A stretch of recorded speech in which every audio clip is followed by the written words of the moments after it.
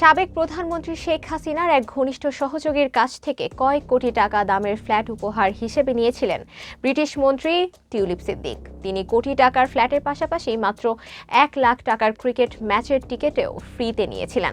British সংবাদ মাধ্যম the sun জানিয়েছে, টিউলিপকে 2019 সালের ক্রিকেট বিশ্বকাপের 2টি টিকিট দিয়েছিলেন বাংলাদেশি সাবেক সংসদ সদস্য কাজী নাবিল আহমেদ। ওই টিকিটগুলো দিয়ে টিউলিপ বাংলাদেশের 2টি ম্যাচ উপভোগ করেছিলেন। 2019 সালে টিকিট দুটির দাম ছিল 717 ইউরো, যার মধ্যে দুপুরের খাবারও অন্তর্ভুক্ত ছিল। টিউলিপ সিদ্দিক ক্ষমতাচ্যুত আওয়ামী লীগের সঙ্গে কোনোভাবে কোনো ধরনের সম্পর্ক নেই বলে একাধিকবার দাবি করেছেন। তবে ব্রিটিশ এমপি হয়েও এই দলটির কাছ থেকে অনেক সুযোগ সুবিধা গ্রহণ করেছেন তিনি। সংবাদ মাধ্যমটি জানিয়েছে, টিউলিপ টিকিটগুলো বুঝে পেয়েছিলেন টিটুলিয়া ইউকে নামের কোম্পানির কাছ থেকে, যেটির মালিক হলেন কাজী নাবিল আহমেদ। টিটুলিয়ার একটি দোকান ছিল কোভেন্ট গার্ডেনে, কিন্তু করোনা মহামারী শুরু হলে এটি বন্ধ হয়ে যায়।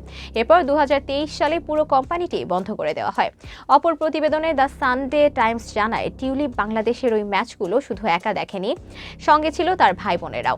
একটি ভিআইপি বক্সে ছিলেন তারা। যুক্তরাজ্যের ছায়া স্বরাষ্ট্রমন্ত্রী ম্যাট ভিকার্স টিউলিপকে নিয়ে বলেন, টিউলিপের নিজের নির্দোষ প্রমাণের সময় ফুরিয়ে যাচ্ছে। উপহার, আর্থিক সুবিধা নেওয়ার যেসব প্রতিবেদন সামনে আসছে, এগুলো খুবই চিন্তার। তা সত্ত্বেও প্রধানমন্ত্রী কিয়ার স্টারমার ও টিউলিপ কোনো উত্তর দিচ্ছে না। তিনি আরও বলেন, টিউলিপের বিরুদ্ধে যথাযথ ব্যবস্থা নিতে তার সঙ্গে যে বন্ধুত্ব প্রধানমন্ত্রীর আছে, সেটিকে বিবেচনায় নিতে দেওয়া ঠিক হবে না। বিশেষ করে যখন দেশের অর্থনীতির অবস্থা খারাপ, সরকার এগুলো নিতে পারবে না।